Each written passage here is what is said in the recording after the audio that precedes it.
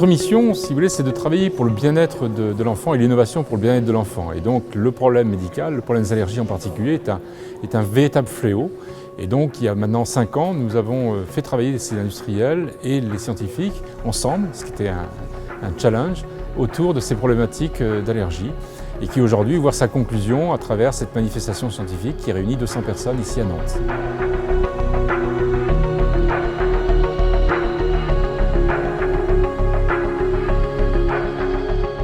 Le facteur principal identifié, c'est le mode de vie. Et donc on voit bien que c'est quelque chose d'assez vague.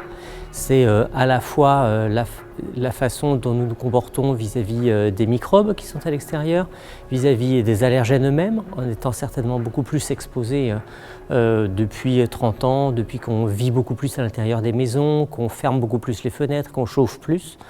Le tout dans un contexte de facteurs génétiques qui sont aussi importants et qui sont de mieux en mieux identifiés.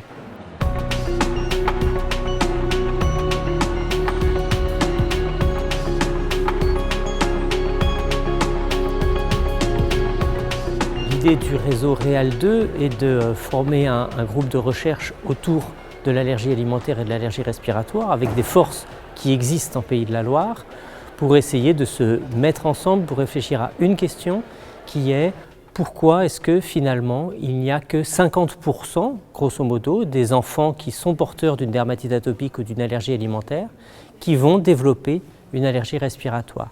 Si on connaît ces mécanismes de tolérance, alors ça nous permet d'identifier des cibles thérapeutiques ou des stratégies préventives pour qu'un enfant porteur d'eczéma ou d'allergie alimentaire ne développe pas d'asthme.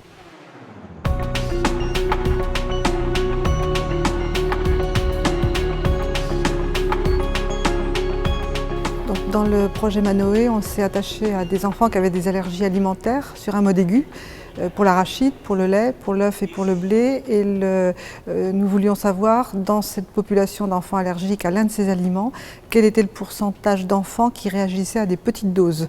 L'objectif, il était individuel, il était à la fois pour l'enfant lui-même, pour s'il n'était pas réactif à des petites doses, pour avoir un régime assoupli.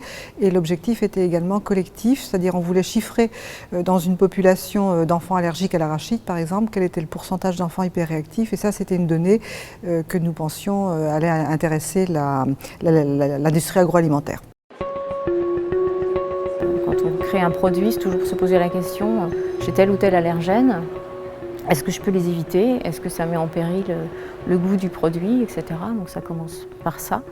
Et ensuite, vient ensuite l'étiquetage, qui est important, où là on va introduire la notion de trace ou pas, justement. Il faut que la méthode soit fiable autour de cette valeur de seuil, pour qu'on dise on est au-dessus du seuil, donc là on étiquette, et si on est en dessous de ce seuil, on dit ne contient pas, en fait on simplifie l'affichage, mais c'est en fait on se place en dessous de ce seuil. Donc il faut que la méthode, pour faire ça, elle soit performante autour de cette valeur de seuil, et c'est souvent des petites valeurs, et là il faut qu'elle soit très fiable. Manoé a permis de mettre en place une méthodologie globale, aussi bien sur le plan de l'étude clinique, mais aussi sur l'aspect analytique, puisqu'on a fait évoluer aussi les méthodes d'analyse des allergènes alimentaires.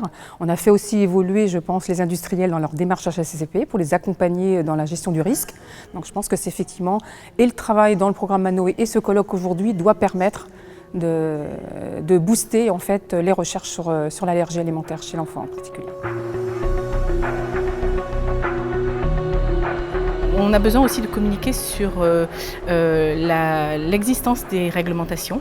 Encore un certain nombre d'allergiques ne connaissent pas la réglementation et ne savent pas qu'il y a une liste des 14 allergènes qui sont obligatoirement spécifiés.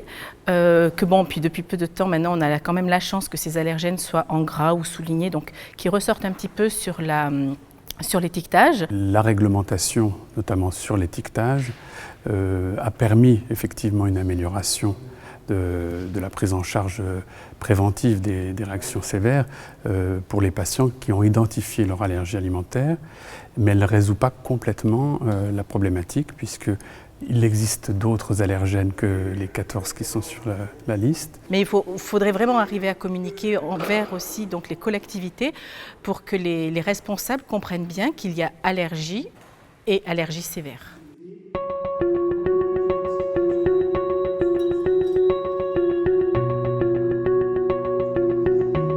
tous les enfants ont à l'école un copain qui a une allergie alimentaire ou ont rencontré dans leur scolarité un enfant allergique alimentaire et ils savent que la maladie est grave, au moins potentiellement grave, qu'il faut faire attention à ne pas partager son repas avec cet enfant. La perception du risque allergique par les familles canadiennes est probablement bien supérieure à ce qui existe ici en France.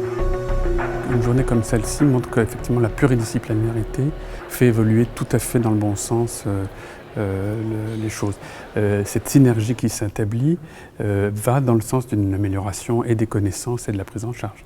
Donc ce colloque, c'est effectivement l'aboutissement de 5 ans de recherche autour des allergies alimentaires chez l'enfant et du lien entre les allergies alimentaires et respiratoires. L'objectif maintenant, c'est bien de continuer à consolider cette dynamique en associant l'ensemble des acteurs, industriels de l'agroalimentaire, chercheurs, médecins, mais aussi les associations de patients, pour faire émerger de nouveaux projets collaboratifs autour des allergies alimentaires et améliorer le quotidien des enfants allergiques.